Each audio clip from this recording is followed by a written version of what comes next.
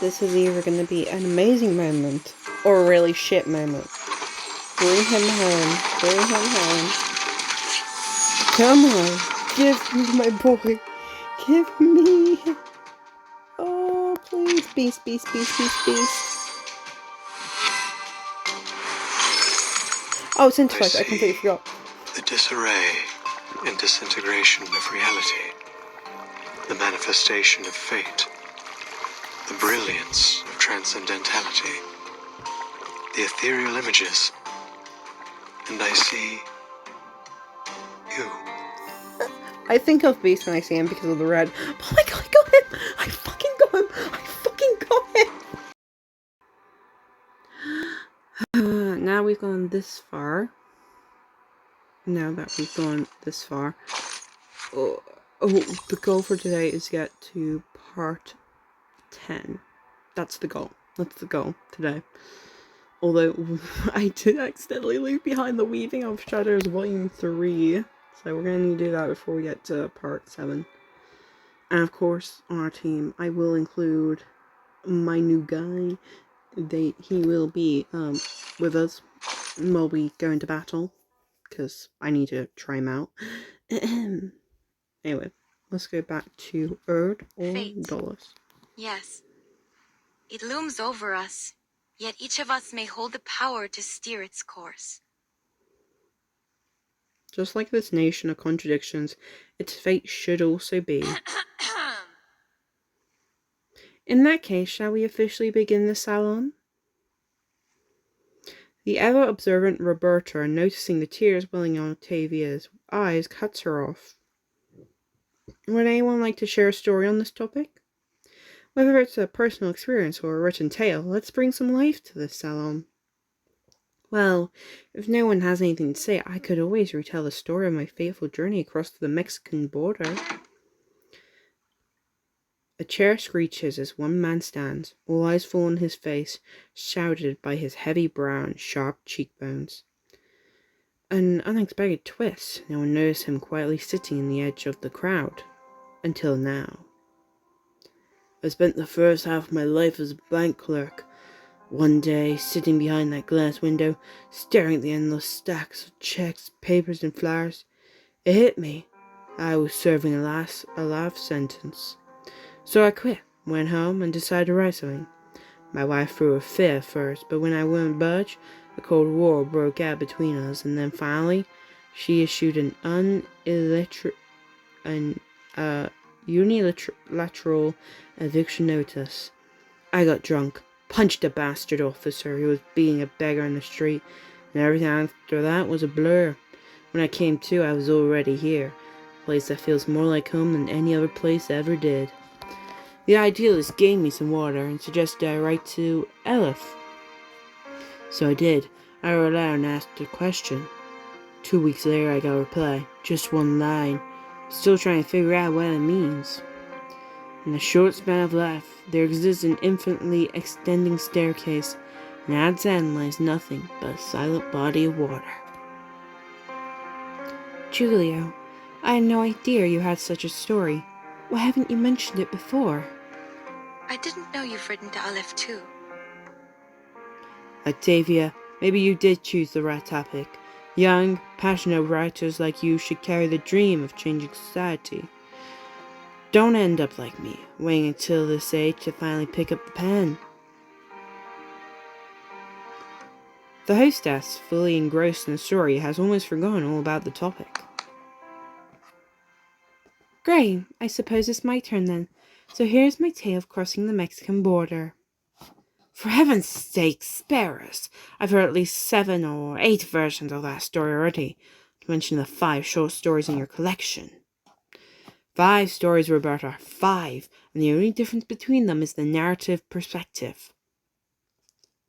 Repetitive narrative is indeed an important topic in literary criticism. The remainder of the salon is spent in noisy chatter as the storytelling quickly spirals out of control. Only Dr. Doris quietly repeats the name to herself. Aleph. Aleph.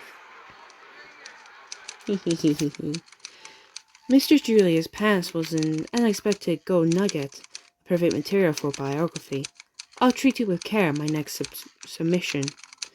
By then I had nearly forgotten I was still in prison. I'd been swept up in the literary salon. I resolved to record all that I witnessed in this prison, and since to whether the inhabitants are truly prisoners, that will be for the readers to decide. At this time I did not ask how they found their way into this prison. Like them, I was thinking of purer things. Looking back on this journey, I now see that the tangled strands of Las Babas del Diablo has formed an interconnected web. Just as the salon gets into full swing, a face emerges from the shadows, only the smile clearly visible. Rarely do I observe the salon from afar, taking in all its symbolic quirks and subtle metaphors. The bridge between reality and unreality, the poetry of the typical and the atypical, this is exactly how I envision La Sociedad de Potes de las Americas when I founded it. The new arrival catches her attention. Reality and unreality. Are you referring to the difference between non-fiction and fiction? I'm afraid I haven't quite grasped your full meaning. Ah, but you understood at least part of it, didn't you? That alone proves we're walking the same path, the unwavering pursuit of aesthetic truth. We are citizens of the literary kingdom, stargazers chasing the first light to reach the shores of the new world, children crying beneath the tree of pure ideals. As its founder, I sincerely invite you to join La Sociedad de Potes de las Americas and become one of us. Join La Sociedad de Potes de las Americas. I'm sorry, guys. I would like to remind people that the only language I know is English, apart from some very, very basic French. So, excuse my pronunciation, okay? A gentlemanly bow, an invitation that is hard to refuse. Everything here carries an air of mystery. The literary gathering, the strange architecture, the enigmatic recipient of all those letters. A rare opportunity. I'm truly flattered by your invitation. I'd be delighted to join the Poetry Society. But might I trouble you with one question, Mr. Idealist? You call yourself the founder, so I assume you are the idealist, yes? Ask away. Could you tell me about Aleph? The mystery. The mystery, guys, the mystery. Let's go. Come on, team, let's go. Yes. Part 7, Passion and Delirium. Here we go, we're back where we are, This is a serious violation of the rules. I'll have to report this to the physician, and all of your treatments will need to be reassessed. Until a new treatment plan is in place, all members of La Sociedad are confined to their cells without any of their usual privileges. The jailer heavily emphasizes La Sociedad, triggering commotion among the prisoners. This is not what we agreed to. You gave us your word! Affairs within La Sociedad were not to be disturbed! Please, don't do this.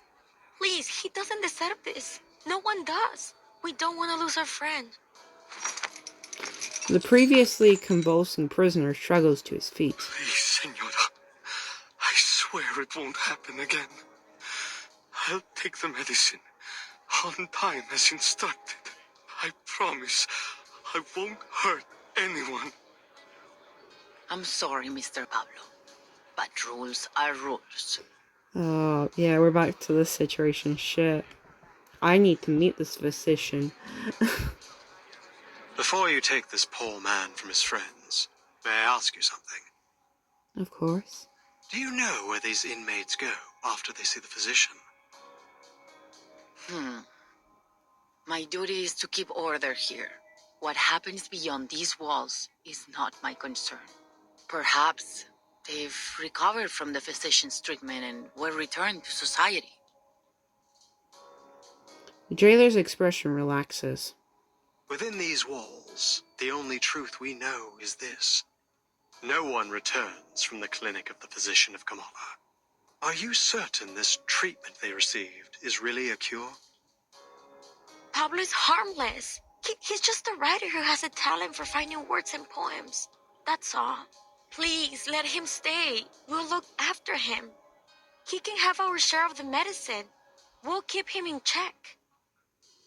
But this doesn't conform to our regulations. Still as arrogant as ever, Idealist. One day, you'll get us all killed. Oh, here she is. A stranger enters the exhibition hall. As she arrives, the jailer exhales with relief. Oh, it's you. I'm glad to see you here. Who is that? That's Octavia, one of our model inmates. She's been a great help in the past. If you're interested in prison literature, I'd suggest talking to her instead of the Idealist. So, she's a writer too? Who would have thought? This place has got writers coming out of the woodwork. I thought it would be easy to find my writer friend in a prison. But what are the odds that I'd break into a place absolutely lousy with them? Okay. She The used word to be in their lousy. gatherings until she got tired of their nonsense and started her own faction. So, you have a prison that has different factions. Not really, okay. The new arrival brings out a change in the Idealist. He clicks his tongue imperceptibly. What are you doing here, Octavia? Haven't you heard? The era of chieftains, ghosts, and plantation stories is over. Visceral realism is the future. And has this brilliant visceral realism helped you finish any of these poems? What a waste of time. I'm not interested in your movement or arguing with you. I just walked by and happened to witness another episode of your brutal arrogance. And I'm not about to just stand aside and watch you repeat your mistakes. I'm taking Pablo to the physician. Care to lend a hand, Miss Jailer? We agreed to mind our own business. Are you breaking our agreement? No one will be allowed to erase a word from our poems. Okay.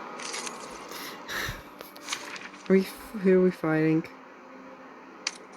Octavia or the Idealist? Ah, we're going against both of them, Octavia and the Idealist. Okay.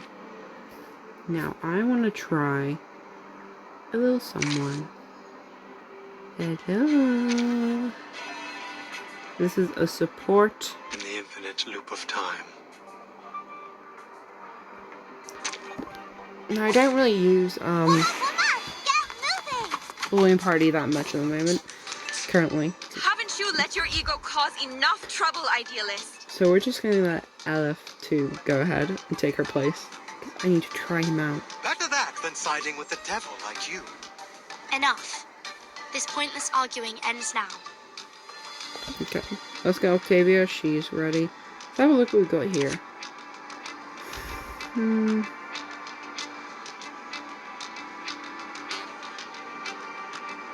Okay. What's this? Mental. Okay. Always arguing. No. He'll know what to do. I'm going to do a mass attack. A blessing bestowed by fate. Ridiculous. When I found you.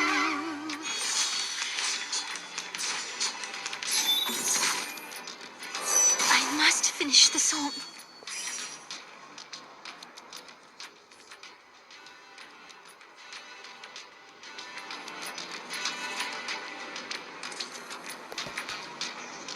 Always arguing.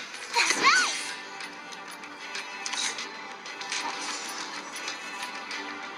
What should I sing? We need simply rely on the microphysics of power.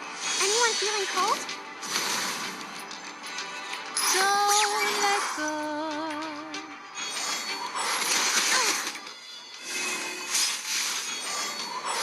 Okay. I must finish the song. Okay. No. He'll know what to do.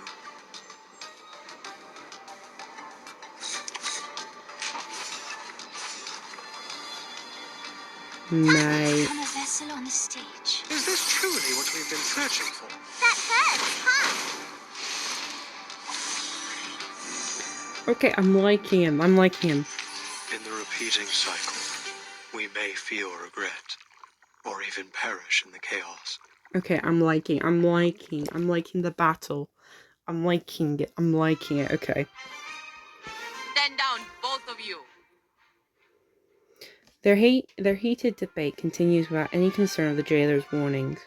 You've never listened. I pity your followers. To be led by such a reckless megalomaniac. Do you even think about the consequences of your actions? We fought hard to earn the freedom to discuss literature under their watch. Your impulsive ego threatens to destroy everything we've built here. Spare me the lecture, Octavia. We don't need permission to do as we please. You're just another puppet of power, kneeling to the eyes behind those glass walls. They've trained you to believe it was your own decision, to be good and conform. Who could have done a better job? When I look at you, all I see is a sheep, docile and obedient, just the way the tower wants. What kind of work could someone like you create? Literature isn't defended by those lounging in cozy rooms, scribbling to soothing music. Have you looked in a mirror, idealist? You've become a pathetic windmill-tilting fool. A monster tearing down everything around you. A beast of prey, you mean? Naturally, a sheep would be appalled by the mere thought of such a creature.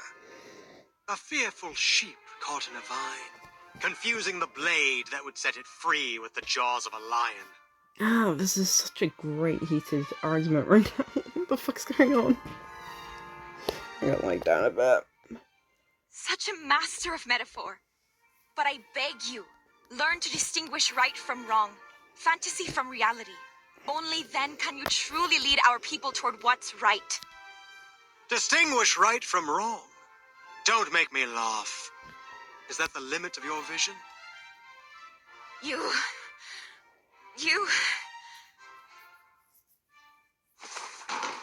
The impassioned leader jumps onto a nearby bench, striking a dramatic pose before the crowd.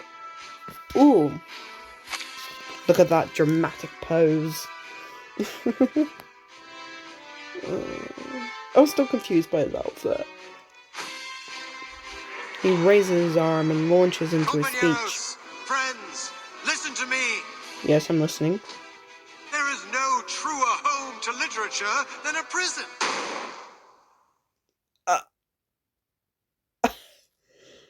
A blast of deafening sound, all words fall from the air.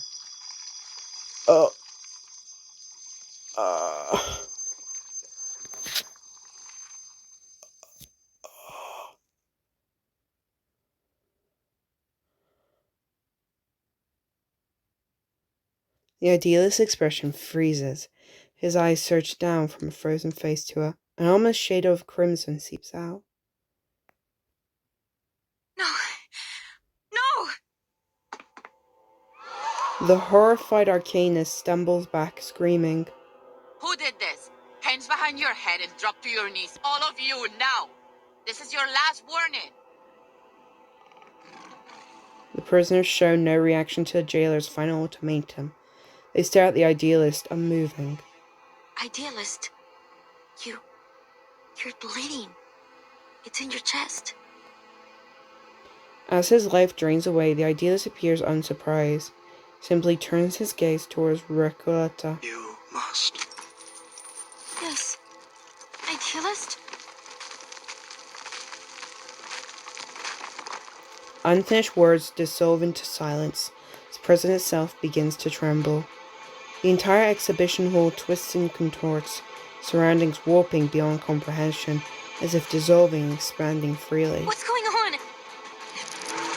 Oh! Garden of forking paths. The hall is still. Time seems frozen in place, till someone utters the first words. Was he shot? Where did the bullet come from? Miss Jailer and you ladies over there, come give me a hand. We need to get into the physician. What happened to the environment? Excuse me? There's a flowers on... Her words ignite the first spark. Did you do this, Octavia? You couldn't face the burning truth of his words, so you pierced his very heart instead, just as it was blazing with the fire of justice. Or was it you, Jailer? Did you intend to crush the voice of poetry beneath your wheel of power? It has to be one of you, devils in disguise, beasts in human skin. Can't you see? I had nothing to do with this. I'm as innocent as any of you. I've been trying to keep order here, to protect everyone. And now you blame me? Don't listen to her! The idealist made it very clear! She's trying to get us punished for her own gain! You're a murderer, Octavia! The prisoner's fury erupts. In the chaos, Sonetto blocks an arcane skill that pierces the air. This is mad. You're accusing me without proof. It wasn't me. This is getting out of hand. I suggest you ladies leave now. No, wait. It all happened too fast. What happened to the idealist? Is he all right? I didn't even get a chance to ask about Aleph. As the tide of people surges around them, the line between life and death blurs beyond recognition. I agree with the jailer. Timekeeper, Miss Recoleta, let's get out of here.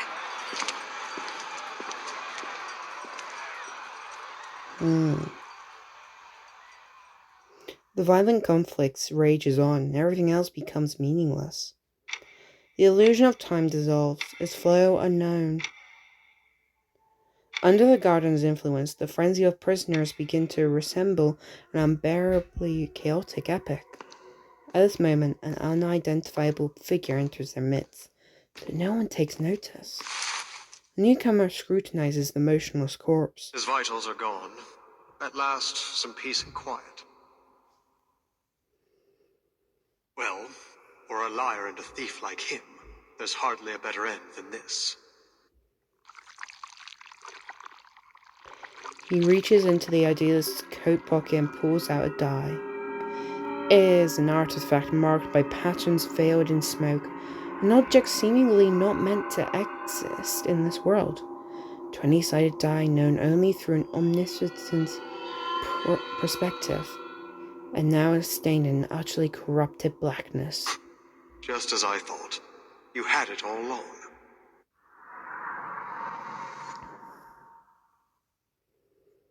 To be continued. Yeah. Oh god. Yeah, I thought so. Let's enter the darkness. That was Aleph. Oh. Up to this point, I have participated firsthand in several sessions of La Sociedad de Deportes de las Americas. Those literary experiments treated language as an advanced game, weaving reality and fiction into an invisible web, ensnaring everyone present in a maze of words. Never before had I been so intimate with literature, or thought about it so deeply. Sorry, a little yawn just then.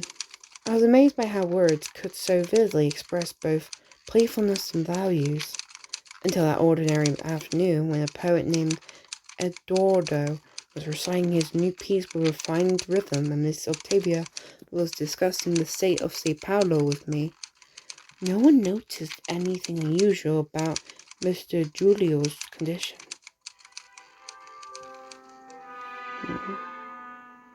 Just like he wrote in The Tin Soldiers of Sao Paulo, the greatness of Latin America lies in its richness, and from that richness comes misfortune, gnawed by insatiable greed.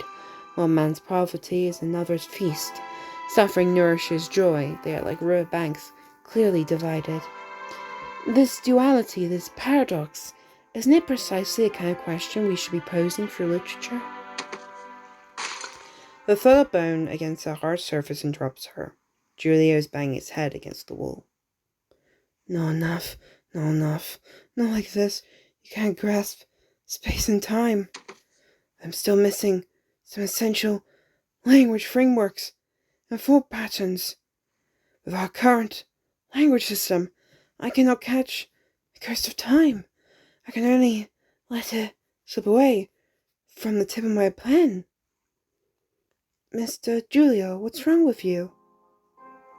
Unlike the panicked Octavia, the other inmates around Julio seems unfazed. The wool is unscalable, Julio. I told you already I can lend you some of my bandages from last week if you need them. For a permanently silent object, any form of narration is futile. In the end, you're just wrestling with your own shadow. What are you all standing around for? Can't you see Julio's hurting himself? Octavia is clearly flustered. Doris knows she must first eliminate any outside interference that might obstruct her ability to help. Miss Octavia, please calm down. Tell me, what do you see? It's Mr. Julio. He's hurt. Bleeding. He tried to break through the mirror of language with his head. It was actually a wall. By now, Doris has learned how to filter out the surreal embellishments typical of La Sociedad members in order to correctly assess the situation. Mirror or wall? It doesn't matter. Please take a closer look and describe what you see. Clearly and without embellishment. What is Mr. Julio's condition? His muscles are spasming uncontrollably as if jolted by a cold electric current. His face is tightening, twisting like he's struggling against a silent force. His fingers are curling into unnatural shapes. His expression keeps changing, first pain, then panic, and finally blankness. Sounds like he's having an epileptic seizure. Perhaps I could offer some help. Guided by the sound of Julio's whimpers, Doris approaches. His head is bloodied. Please, Miss Octavia, help me so I can help him. Could you lay him down flat on his side? We have to stop him from hurting himself. I can use my arcane skill. Flashing lights could worsen the epileptic seizure. Does your arcane skill emit intense lights? If so, I must ask you to refrain from using it. Octavia hurriedly retracts her incantation, presses down Julia's shoulder, and lowers him onto the cold and hard floor.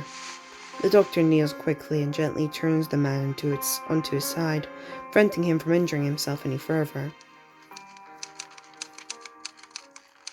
As time passed, Mr. Julia's convulsions began to subside, but his body remained stiff, his jaw clenched tight.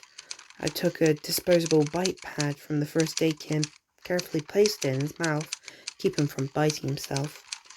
Eventually, the situation came under control, and Miss Julia's breathing stabilized. And there everyone went, straight back to the gathering as if it were only a minor inconvenience. Thank you for your help, Miss Surd. The doctor responds with a silent smile. You seem experienced. Was it a major part of your responsibilities in Sao Paulo? Yes, saving others is my profession, writing is my hobby. In my home I am first and foremost a doctor. Miss Hurd, you have my utmost admiration, as a doctor, as a writer, even more as a person beyond any social categorization. You, a doctor who actually lived in the favelas, pointed the barrel at yourself before wielding your words as a weapon. Compared to you, I've achieved nothing of substance. All I do is wave ideals around as if that's enough. Miss Octavia, I'm simply a writer who follows her curiosity. I'm afraid I'm not qualified to provide you with any concrete advice, nor am I as great as you say. You're well prepared for your vision and ambition, for modesty is such an essential part of writing, and you've just demonstrated a skillful use of introspection. Thank you for your kind words. But I'd like to return to my room and think for a while. See you tomorrow.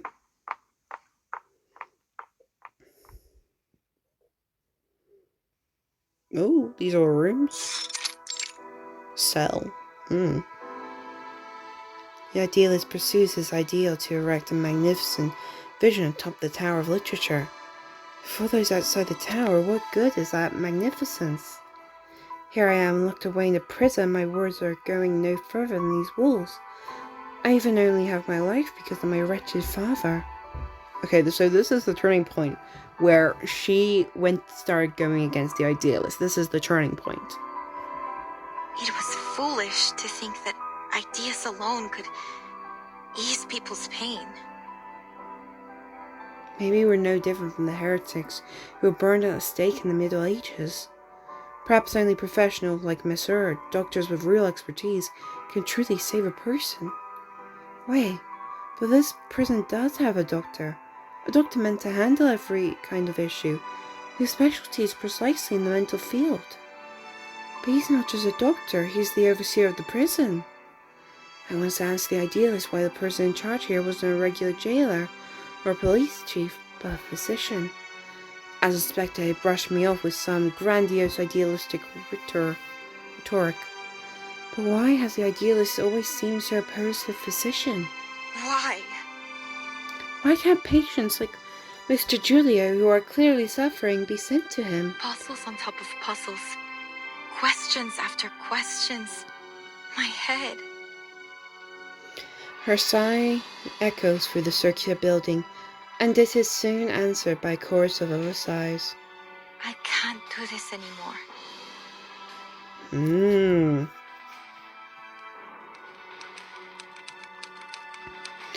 Miss Octavia turned and walked away. Though she looked disheartened, I could still see the power of the unwavering force that drove her forward. What would that force be for me? Looking back, I too began to reflect on myself, to contemplate fate, that grand and irreversible force.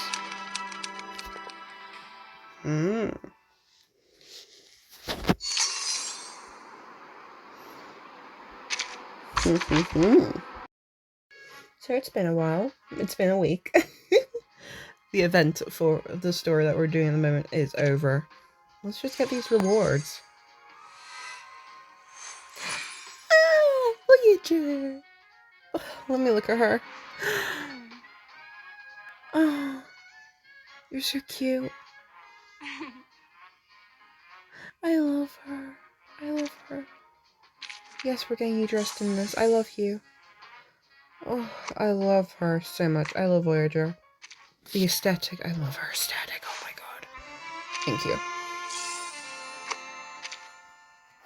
I think that's everything. Oh no, I got the compensation. Yeah.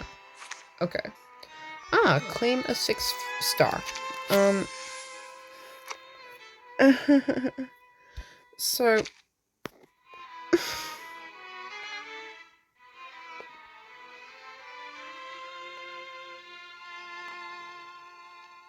I have all these 6 stars except for Pickles. I have all the 6 stars except for the dog. I'm pretty sure I don't have Pickles. I'm pretty sure. Yeah, I don't have Pickles. Yeah, I definitely don't have Pickles, yeah. I better get Pickles then. I have to get Pickles. It's the only way. It's the only one. It's the only one we need to get. I have 4, god dang. Oh, there it is. There it is. Use. We're gonna get Pickles because I have all the other characters. Yeah, I can only select one. Let's get Pickles.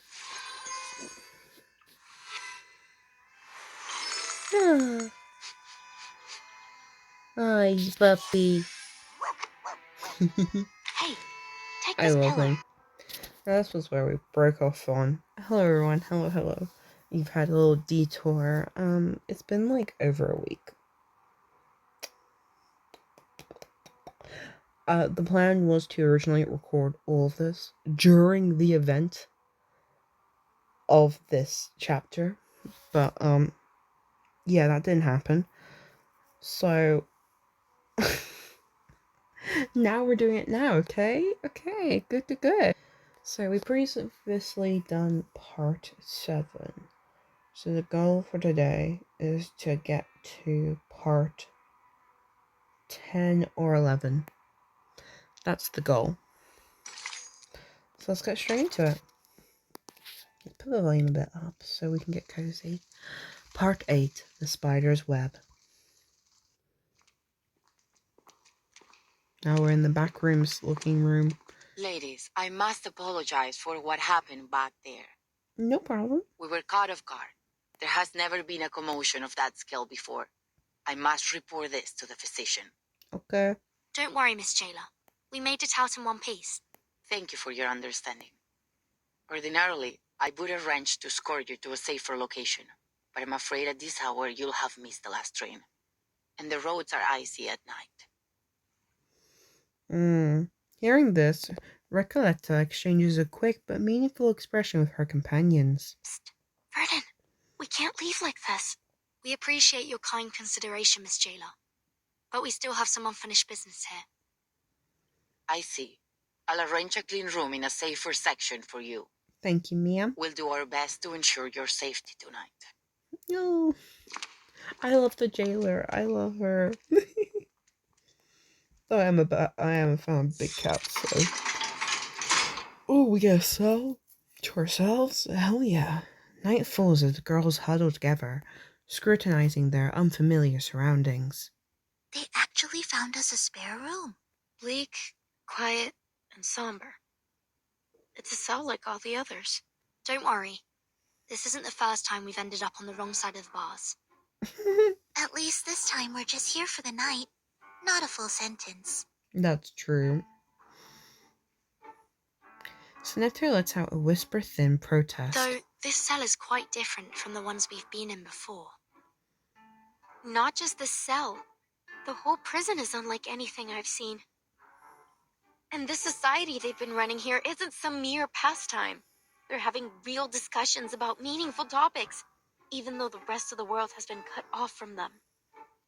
But we're still in an Arcanist prison, a place where conflicts and violence can erupt at any moment. Let's not forget that. Miss Jailer warned us from the start. These prisoners are mentally unstable and potentially dangerous. Miss Recoleta, with all due respect, we can't afford to see this place through rose-colored glasses. We'd be overlooking the risks, as we did earlier. And with all due respect, Soneto, we didn't overlook any danger. At least I didn't. A writer must be observant if she is to accurately reflect the world in her writing.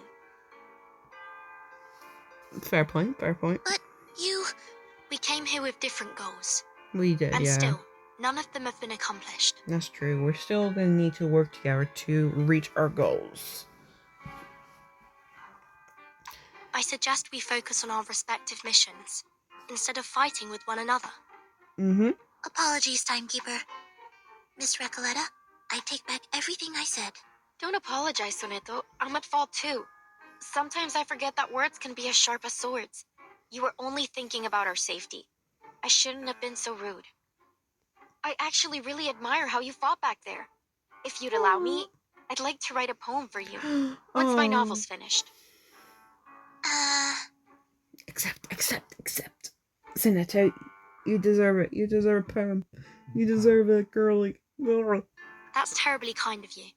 But honestly, I think we've had enough poetry today to last a lifetime. Honestly, yeah. I am someone who doesn't really appreciate poetry as it is. Like, when I studied English literature, because that's a topic that you study in school, the poem section was my least favorite out of everything. I liked the stories instead of the fucking poems. Because when you're, like, studying poems in school, it's just like, oh, this one line means this, and this line means this. It's the weirdest thing. You know how there's, like, the stereotype of English teachers being like, this red represents anger for this thing. That's basically English teachers with poetry. They overanalyze every little detail, and they probably should. But I'm like, love, I don't care. It's red for a reason. Probably because the writer liked that color. I don't know. There are, of course, some poems I do actually like, but yeah. Let me know if you change your mind. By the way, did either of you see what happened to the idealist? Oh, he died. He died. Recalling their recent conflict, the indomitable girl finally hesitates. The jailer told me she went back to the gallery once everything calmed down. She found nothing. No blood, no shell cases, not even a trace of the idealist. Oh, shit. Timekeeper, now's really not the time for ghost stories. Nah, he fucking vanished. He vanished. What the fuck? Do you mean that maybe the idealist somehow managed to get out of there on his own? I mean, you got stuck. Excuse my yawning. I am tired. It is 1:30 in the morning. I am tired. I apologize for yawning. But he was shot like right in the chest. Like not just right in the middle of the chest, like the area where the heart would normally be. Man wouldn't be moving. Or perhaps someone else helped him. Well, according to the idealist and our jailer, any inmates who are unwell will be taken to the physician. It's possible someone brought him there, while everyone else was shouting and running about. You're right. It could be that he's with the physician right now. I'm relieved. That was a sudden plot twist, but a visionary of his magnitude doesn't deserve to die in silence like that. To be fair, the gunshot was quite loud, as was the ensuing commotion. Nonetheless, he couldn't have just died like that.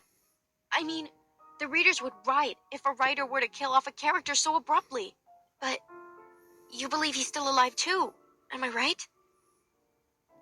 She knows her words are merely a cover. She needs an answer, a real, undeniable answer. There's nothing that we can be certain of for now. But on a brighter note, we didn't come back empty-handed from our mission either, Sonetto. We found Dr. Dorez's signature in the gallery. You were right all along, Recoleta. She was here. But we didn't see her at the gathering.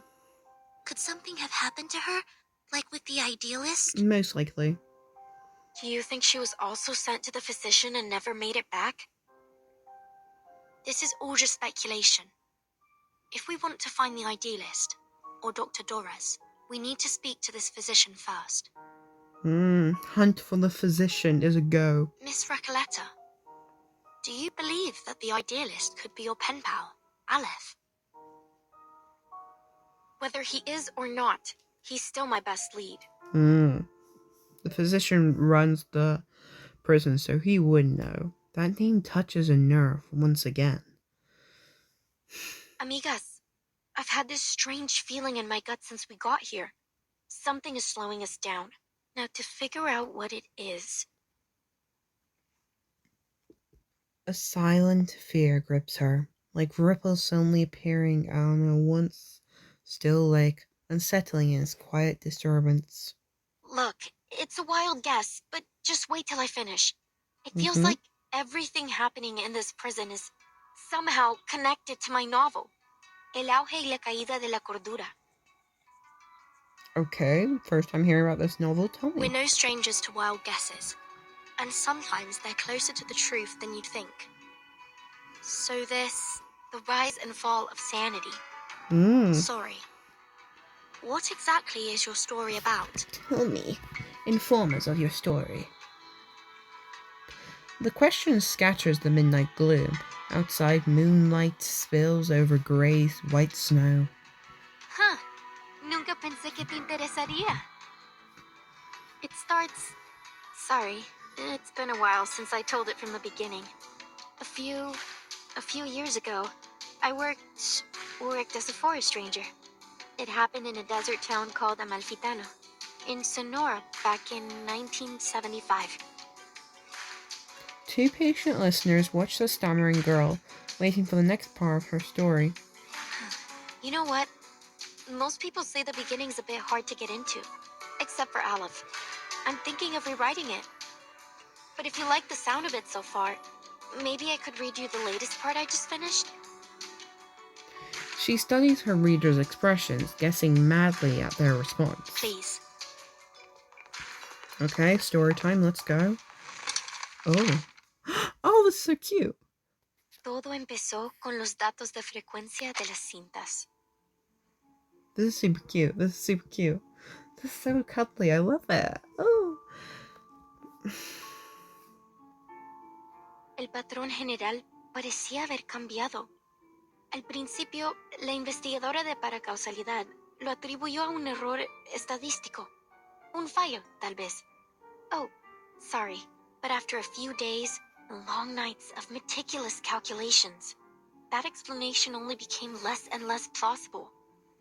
The odds of success and failure kept shifting, and the chance of repeating the previous result kept growing. It was as if someone had tampered with the rules and tweaked it to their liking. She took her findings to Amalfitano, the town of nothing, as they called it then.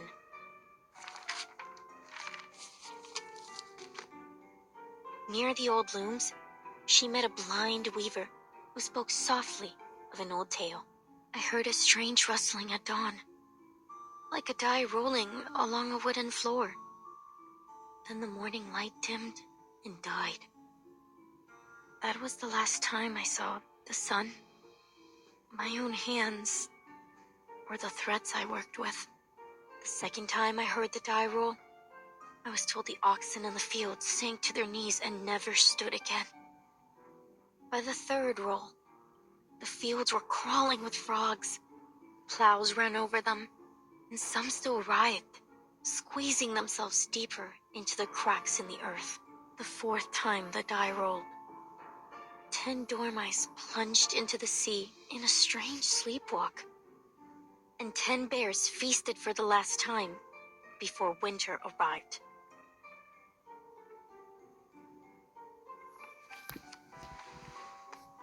The final roll of the die was cast in a cage during a duel.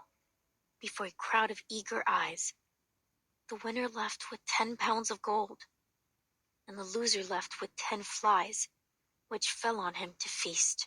It seems like a very lovely story. I am actually generally interested. Like, what? I like it. It's giving creepy vibes. I like it. The quiet spreads through their cells like a rolling tide. Is that all? Seems like it. Well, there's more, but I haven't quite figured those parts out yet. Any thoughts? Anything. I can take it. Please, I really need some feedback. I like the atmosphere. The atmosphere is very nice. You set up a nice atmosphere. Her voice is also very lulling while listening to her read this. Maybe a bit more. Like, you went to the person immediately going to the town of nothing to immediately talking to one lady. Just like, maybe a bit more. I wonder if the protagonist ever finds this die of Babylon in the end. Oh, Verton, it isn't a real die, it's just a metaphor. Oh, I see. I must have missed that. Sorry. Still, it's a beautiful story. Sad, but beautiful. The story is still too obscure, isn't it? Aleph warned me about this. In our last correspondence, he suggested adding the blind weaver to shed light on the hidden theme. It helped at first, but even with a sage advice, no matter how hard I tried, the plot just didn't seem to move forward. Feel stuck in that village with them, lost, dazed, isolated inside their small, disconnected moments. Something crucial is missing, leaving gaps between the characters and the scenes. Should I change the storyteller's perspective? Start a different angle? Or maybe rewrite the characters completely? What should I do? Before the writer sinks into a swirling vortex of self-doubt, someone decides to push for something tangible. Apologies, but you said your story somehow connects to what's happening here in the Panopticon. What makes you think that?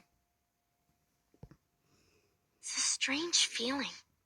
Like Everything here belongs to a dream I once had. Only, I can't remember it. Do you mean that you have a sense of deja vu? It's nothing to worry about. Our psychiatrist friend Kakania told me those moments are often the result of a dysfunctional connection between two parts of the brain, like a little glitch in our heads. No, it's nothing like deja vu. The storyteller snaps back, politely agitated. Deja vu is a single moment, a specific situation. But here it's everything. La sociedad, the rules, the idealist, even the incidents in the gallery. Each one unfolds in a similar pattern, like the grooves on a record, telling a story I feel I've listened to before. Amalfitano and Comala. They're two sides of that same record, playing out the same tune. Whatever happens in my story seems to be happening here too. I had that feeling when I met you as well, Miss Burton. At first I thought it was only an interesting coincidence. You're much like the first character in my story. A traveler with a suitcase. The girl rambles on, desperately relating to her characters. But then I realized, the doctor, your Dores, she's like the blind weaver who lost her sight to the dye despite having always been faithful to it.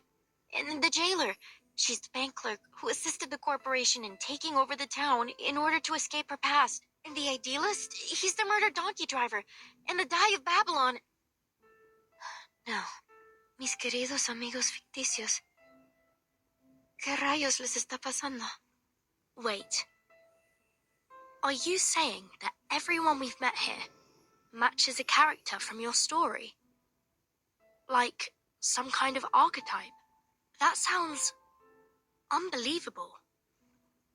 But then again, maybe you're onto something. You see the world through a different lens that none of us share. Not just the characters. The events here are mirroring my story too. Aleph, he's the only one who truly understood my story. If things are playing out just like my novel, then maybe Aleph is in fact still here. Are you suggesting that someone is controlling the panopticon in order to make it follow the same plot as your story? That they've set the rules, started the poetry group, planned the attack on the idealist, and tried to prevent us from finding Dr. Dores? If that's true, Miss Recoleta, it's very likely that the one acting against us is in fact Aleph himself. Recoleta never expected a chain of reasoning to unravel this way. But No. How could that be possible? She interrupts only for confusion to creep onto her face moments later. Why? Why would he do this? I don't see any reason why he'd be connected. He's an intelligent, cultured, and profound person, not a common killer. No, none of this adds up. Remember, Dr. Doris was brought to Ushuaia by the Xeno rebels, and we know they're connected to Manus Vindictae. If this Aleph really is hiding Doris from us, he may be working with them. Recoleta stares blankly for a time before clumsily shifting the topic. Oh, my... Soneto. I didn't know you had such a flair for stories.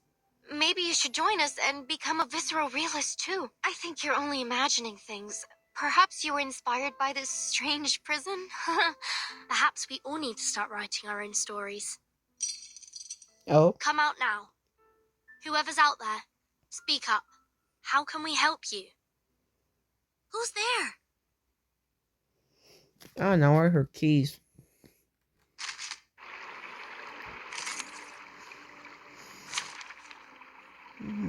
Two. Who's that? Oh. Oh. We know who these two are. I'd say we keep him about. Woman! Get moving!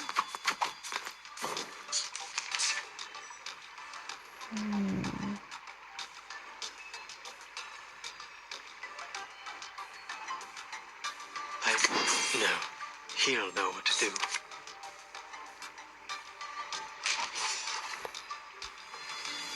fun team. Is this truly what we've been searching for? Take my hand.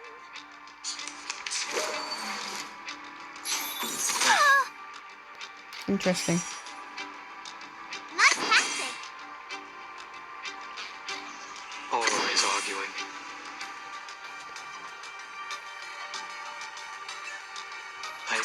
No. He'll know what to do. A wonderful dream. We need simply rely on the microphysics of power. I must finish the song.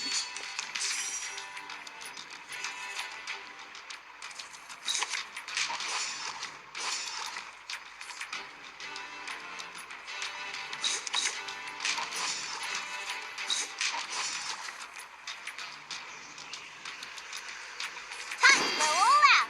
Seeing stars. Yay! A fair game.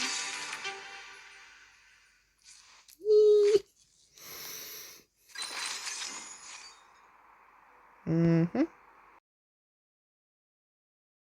Ah, we're back. It's been a day. Yeah, I took a break. I took a day break, guys. I took a day break. And I'm extremely tired again while recording. It's not gonna be like this next week. Next week it's not gonna be like this. Next week it's not gonna be like this, okay, guys? It's not gonna be like this, okay? Okay. The only reason why I'm recording while tired is because I have no overtime at the moment to record.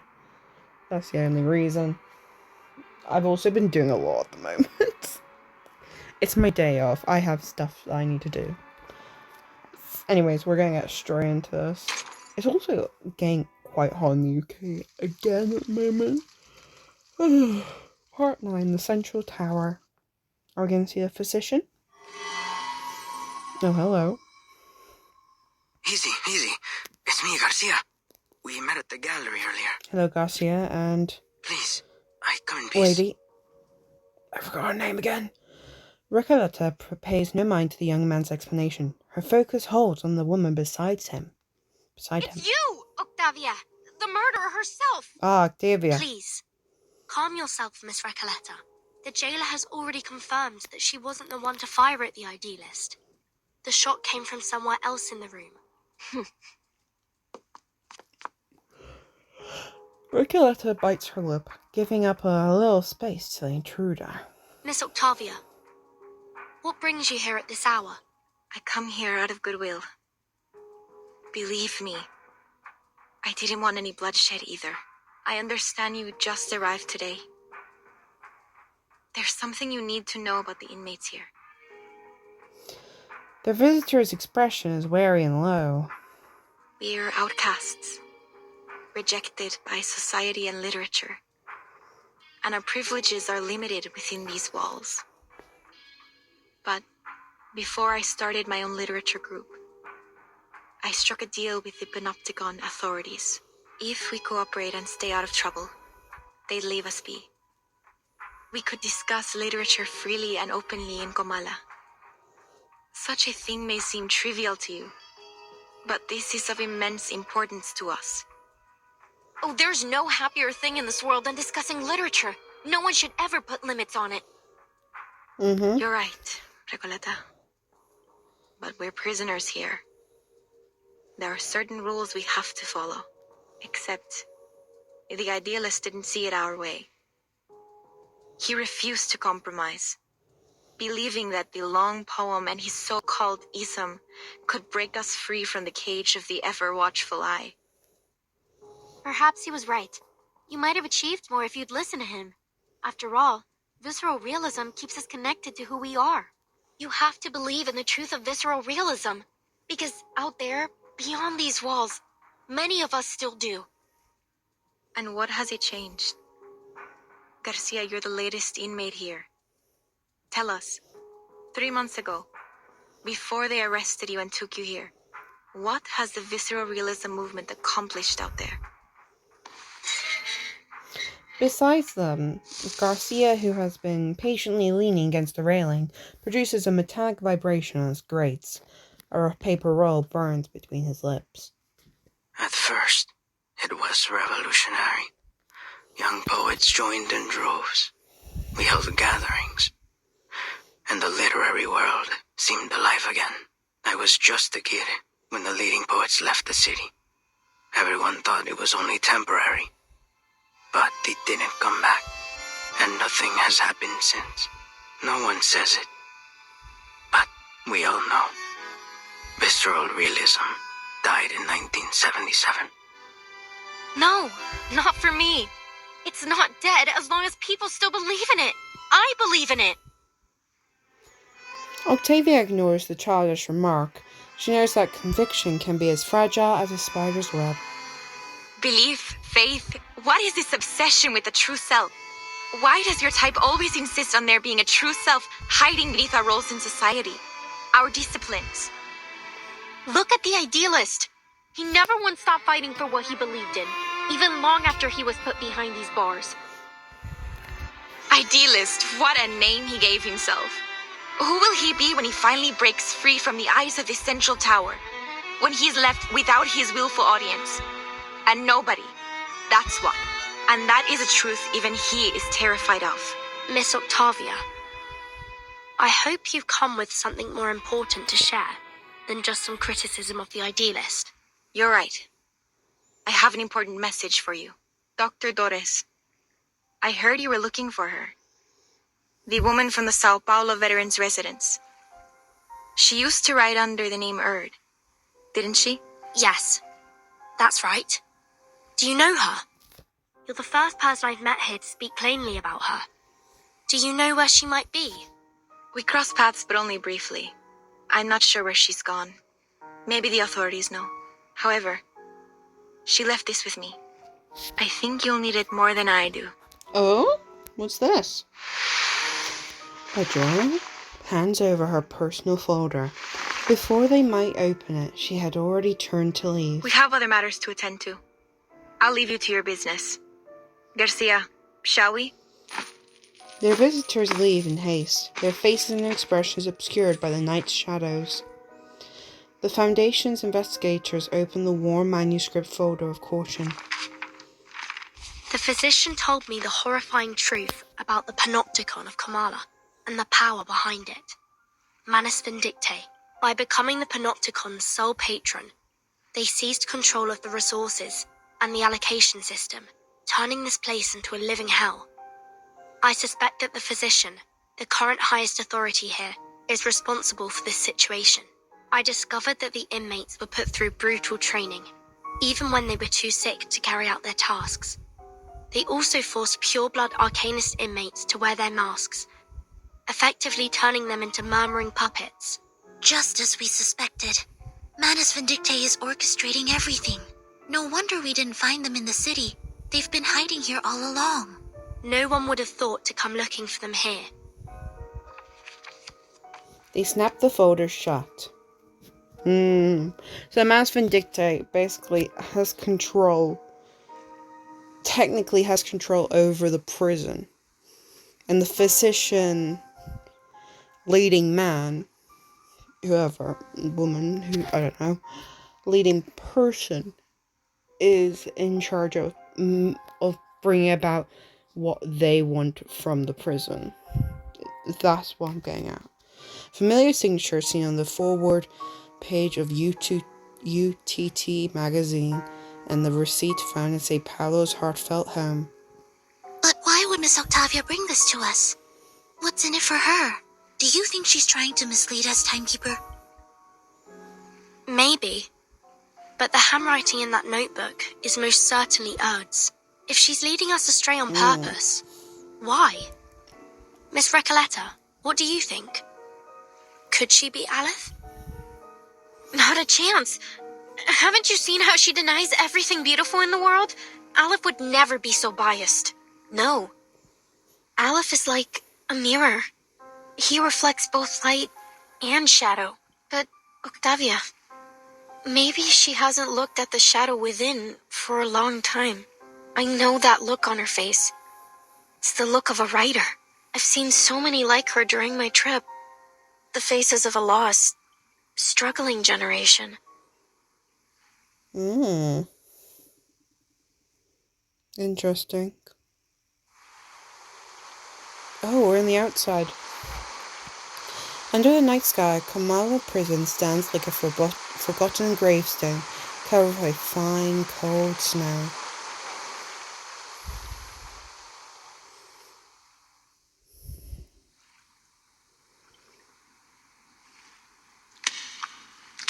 In a room repurposed from a prison cell, 3 girls in search of someone share an absurd, bizarre tale.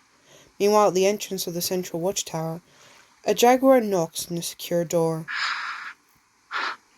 Dr. Merlin, I'm here to report on today's events. Come in. Dr. Merlin, what a name. Central tower waiting room. Frantic writing breaks the quiet of the room. The jailer's visit does not deter the man behind the desk. He continues writing, wholly absorbed, as if each letter were filling the world around him. There was a commotion in the gallery today, sir. An inmate known as the Idealist was severely injured. The inmates nearby said he lost consciousness from blood loss. However, after we put everyone back in their cell, the Idealist was gone. I made a sweep of the grounds, but there was no trace of him. It's possible that he regained consciousness and went into hiding. I'll perform a full search tomorrow. The jaguar finds herself quite unexpectedly concealing the truth about Pablo. No need. Okay. Everyone who's seen me do the gacha, you guys are already spoiled. You're already spoiled. I'm spoiled about like the big reveal at the end of this story because I did the gacha. I got the character. I'm very happy. So we are spoiled, but it's fine. The mystery is dead, but we're still vibing, okay? Sir? He knew the consequences of breaking the rules, did he not? Sir, with all due respect, I think today's incident proved just how dangerous it is to let the inmates keep their weapons. We never should have let them walk around with deadly weapons. Even if we had to, we should have doubled the guards. We can't expect them to follow their own rules simply out of fear of the central tower. The physician interrupts her sharply, with no hint of concern. Such matters fall beyond your purview, jailer. You only need to do what's required of your title. Is there anything else? There is another thing. 2 guests from the Foundation came through today. They said they were looking for someone named Doris. They've shown a willingness to cooperate, though they were involved with the incident in Corridor 0. The sound of writing continues. Her report is disregarded. The jailer takes a deep breath. The next part is difficult to say. Sir, there is one more thing. I told Miss Octavia we're short on rations, and she's adjusted the inmates' portions accordingly, but that won't last long. Manus Vindicti stopped providing supplies back in March, and Sino has collected all the prisoners they had previously placed in her custody. I just wonder why they have so suddenly withdrawn from Ushuaia and brought all the prisoners with them. I also noticed that we haven't received any orders from the government since Warden Tartuffe was transferred. In fact, we haven't had any communication with them at all. She's getting suspicious. Sir, in frank terms, we're facing down a serious shortage of medicine, food, and basic supplies. At this rate, the Panopticon will soon be unable to operate. Where will our inmates go then? The man before her says nothing for a long time, his pen still flickering over the page. Can we ask the Foundation for help? They've sent their people here. Maybe they're interested in the Panopticon? I could arrange a meeting if you like. You're unusually talkative today. She's concerned, that's why. The man finally stops writing and looks up. Pardon, sir? That's fascinating, you know.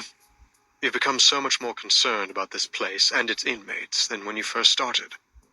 You are now dictated by your title. I didn't mean to overstep. I'm sorry. You can go now. I have a great deal of work to do. Oh, and one more thing. He beckons the jailer back before she leaves. Make sure this month's Kamala Congress is held according to schedule. Yes, sir. The jaguar disappears beyond the door, metallic footsteps fading into the distance. Only then does the physician allow his suppressed frustration to surface. How many times have I warned you about this? The idealist has to go. He's nothing but trouble for us. You're too soft on him, Aleph. Look at the mess he has us in now.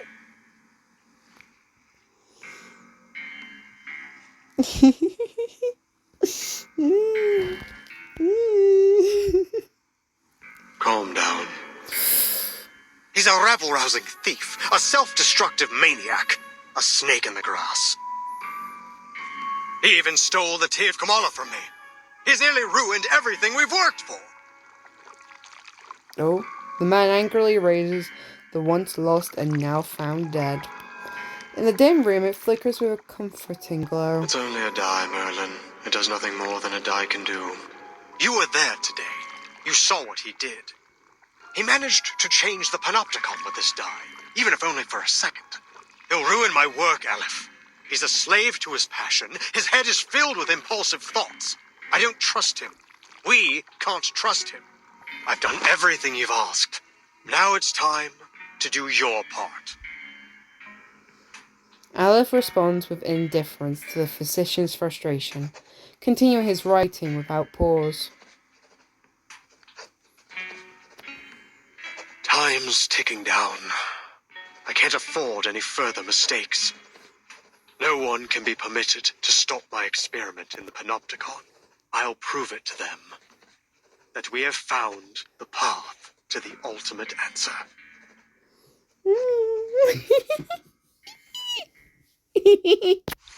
I'm like excited. Okay, I'm excited. Okay, I can't help that. I'm excited. Okay, I'm excited. We're learning more. We're learning.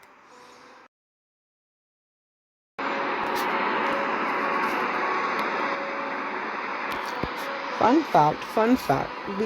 Because I was doing some editing earlier for the handcam video that's coming out this week.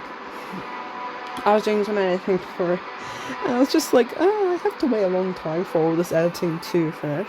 So I decided that I was going to read Boyfriends Webtoon. I never read it before. I've only heard criticism of it. So I was like, fuck it, I'll read it. And so far, it's cute.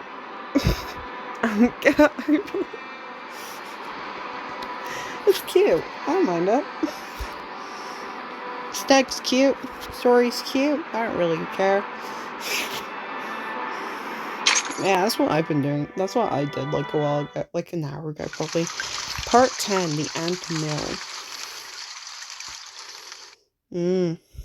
Oh, here we go. Story time. Here we go. La cabaña con el techo azul estaba silenciosa como siempre.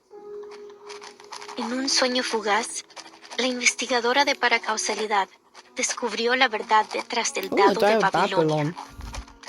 Examinó cuidadosamente los patrones ocultos, como un astuto astrólogo rastrea los movimientos de las estrellas. Lo que pueda parecer errores o accidentes no niega las verdades del destino. Por el contrario, afirman su existencia. Solo pregúntale al gran Heráclito. En un universo no observado, el dado de Babilonia gira perpetuamente, dictando el destino de todos en un tiempo que es tanto infinitamente largo como infinitamente corto. Mira, cerró los ojos. Respetaba la aleatoriedad de los números y el destino. Respetaba el juicio del dado. De lo contrario, se habría perdido sumisamente en los huecos del tiempo y bajaría para siempre como un fantasma en el olvido.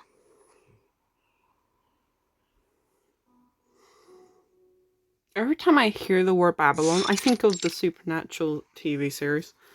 Because wasn't there a demon named Babylon? I don't know. Anyways, in the solemn prison hall under the half-light of the next day, the prisoners of Kamala gather. Octavia steps onto the podium with a stern expression. First, allow me to make one thing clear. I had absolutely nothing to do with what happened to the idealist yesterday. I swear it on my career as a writer. As you all know, the idealist and I are the representatives of the two factions of La Sociedad de Poetas de las Américas. As you also know, we have been at peace since the Let Sleeping Dogs Lie agreement was signed a few months ago. The glitching of the words. Despite again. our differing views, we have coexisted to this day under the watchful gaze of the Central Tower. Rest assured that we will work tirelessly to locate the missing idealist. Don't put so much pressure on yourself, Miss Octavia. His death wasn't your fault. After all, he was the one who threw the first verbal dagger. The murmurs cascading below reach the ears of the prisoners from another faction. Oh god. Show some respect, you morons. The idealist is missing, not dead. I'm sure he'll show up in one piece before we know it. Better face the hard truth now, Roberta. Though, I have to say, it won't be easy for you to find a new leader as mad as him. Well, this isn't gonna end peacefully, is it? A polite cough from the hostess pauses the heated debate. Please, everyone, quiet down. According to Why the does she have, agreement, like, today's pajama Congress sleeves? should have been chaired by the idealist. Since he is still missing, I will be acting on his... Pardon my lateness. Go ahead. I'm ready to moderate. Unfamiliar footsteps break the regular pattern of events. Jailer leads her visitors to the entrance of the prison hall. Miss Firth, I looked over the incarceration and visitor records from the past 6 months. There was no mention of anyone named Doris. Then it seems only the physician knows the whereabouts of Dr. Dorez. Miss Jailer, we need to meet with the physician. It's important. Listen, you really shouldn't take the inmates' ramblings too seriously. Considering the identity of the person before her, the jailer softens her tone. But if it's as critical as you say, I'll make another request later. That said, I'm afraid the meeting won't happen for at least a few days. Understood. For now, please join us for today's Congress. Espectacular! Do you hold literary salons like this every day? This place is practically a writer's paradise. So, you're the host of the salon, Octavia? I say we set aside our differences and have a titillating literary discussion. You've come at the right time. You may serve as witnesses for the Congress alongside the jailer, like a citizen's jury in a court.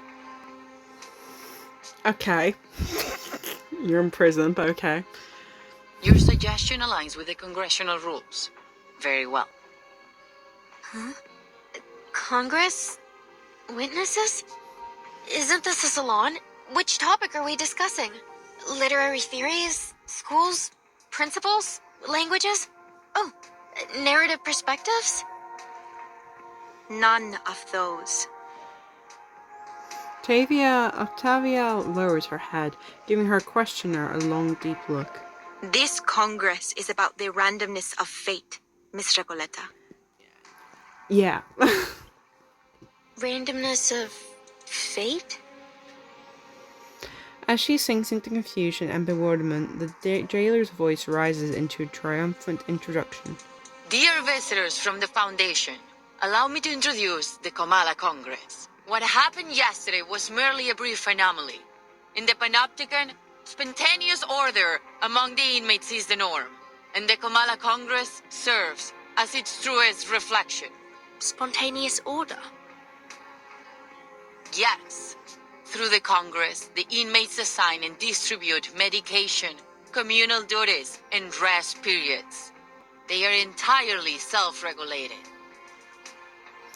Her tone is filled with pride. I hereby announce the commencement of the 7th Kamala Congress. Oh, as her words fall, Octavia takes out a worn lottery box, a small trinket from her hand.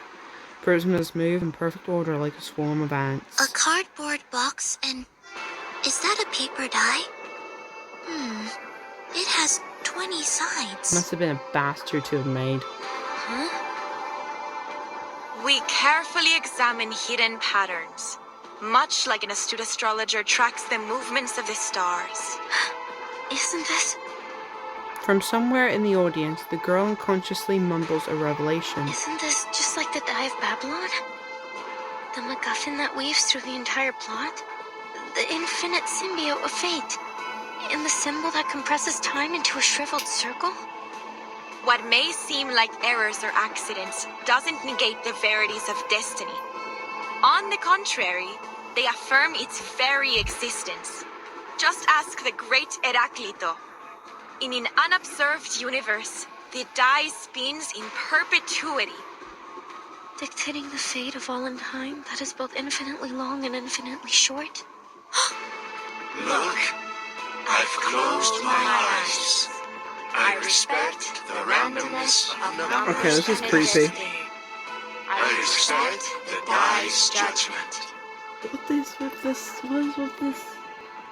with this chapter? The fucking die and fate, fucking hell.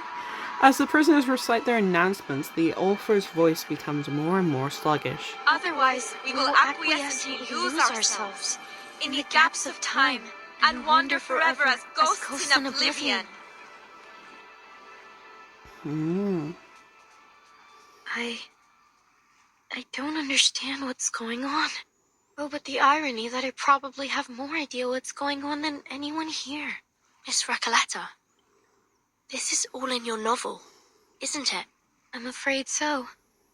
The recitations, the references to an astrologer and Heraclito, they couldn't possibly be just a coincidence. Then, could it be? Will they look to the die to dictate their fate? The girl's audible shock does not affect the proceedings on stage. The Congress continues. I shall perform the first roll.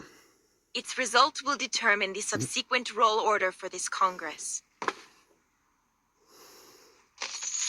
That looks like a 20. The hostess tosses the 20-sided die into the cardboard box, begins shaking it rhythmically. The result is Ooh, 5. This check complies with the prerequisite conditions of the ruling of the die, and the standard roll order has been established. Inmate Jose, please come forth. You are the first in the initiative order. Therefore, fate's judgment shall fall upon you before all else. Me? Okay.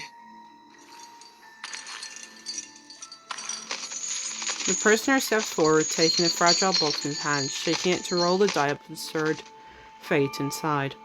Die stops, and just like that, a simple number decides his fate. 17! It's 17! Ah, what a wonderful number! 17! Like an oasis in an endless desert. The result is 17, and the score combination 6 plus 4 plus 4 plus 3. According to the ruling of the die, he shall receive 60 risperidone tablets, 40 clozapine tablets, and 40 diazepam tablets. Additionally, he will assume the role of cultural manager of the Comala Congress. Before he takes office, inmate Jose must clean the first restroom for the next 7 days. Wonderful! I'll gladly clean the toilet. I've got the brooms here, the toilet detergent, oh, and the toilet brush too. I have been waiting for this opportunity. As cultural manager, I will speak with every inmate and complete the Comala memoir, finally capturing the moments when literary sparks ignite and explode. Next is inmate Eduardo. Please come forth. The man in question is a nervous mess. His gaze flickers. His eyebrows fight for space on his forehead. Teeth clash against each other in turmoil. But I can't remember the ruling of the die. I can't remember anything. Damn it. Sorry, Senora Octavia, but I don't think I can do this. I didn't get any medication in the last Congress. I've had multiple episodes. It's like my brain's jammed or something. It's all right, Inmate Eduardo. It's easy. You don't need to know the rules to roll the die. Give me your hand. I'll help you. The prisoner follows suit, hands trembling as he shakes the box. Anything he can do. My sincerest apologies, Inmate Eduardo. The die dictates that you must voluntarily descend into the sewers and write the thematic keyword that currently causes you the most anxiety on the walls. I thank you very much, Miss Octavia. I think my head's about to split in half. I need a moment to rest before I head down there and fulfill my destiny. Clutching his head, the prisoner lowers, his steps heavy, his hands empty, but his brow finally fully at ease. Jailer, are you really letting them make every decision with the roll of a die? Eduardo is clearly in a much more dire condition than Jose. The medication should have been given to him. As I said, this is how the inmates of the Panopticon maintain order. The physician periodically provides medication, food, and other necessities, and the inmates distribute them in this spontaneous and efficient manner. Neither authority nor violence is involved in this process. This is what sets Kamala apart from all other custodial facilities. Is that it? You abdicate all agency to the roll of a paper die and call it the randomness of fate? What kind of sick joke is this? Please calm down, Recoleta. This is the method that the inmates have collectively decided to recognize. They're prepared to face the possible sacrifices that it brings. This isn't about you or me. It's not our place to interfere with a procedure that has been proven both pragmatic and effective. My duty is to assist the inmates in maintaining order through the methods that they have established. And yours is to witness their self-governance, not judge it.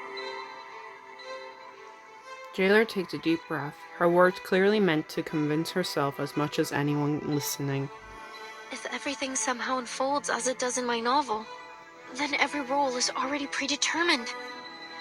Verton, do you remember the story I told you last night? The odds of both success and failure were consecutively multiplied. I remember.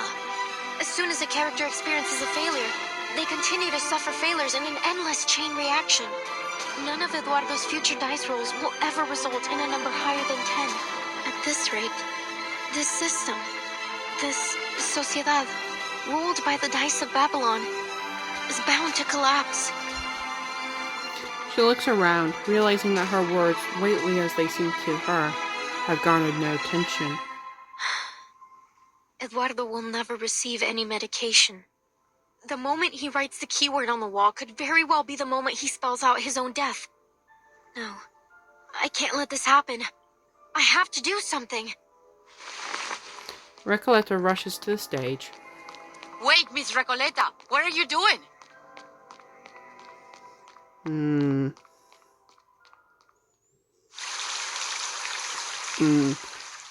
My conclusion from this is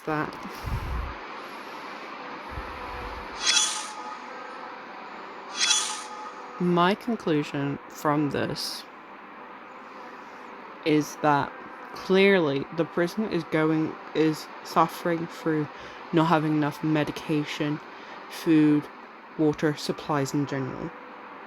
And so to take some of the emotional weight of deciding who gets medicine and how they have come up with this game of fate to make it easier and make it seem like a good system to people, a fair system, because it's up to fate at the end of the day. But it's clearly having very debilitating effects to the prisoners, the inmates. That's what I think. That's what I think, at least. Anyways, we're gonna stop here for today. And yeah. Yay! Next week will be exciting, guys. Trust me. Trust me. Anyways, I'll see you guys next time. Goodbye.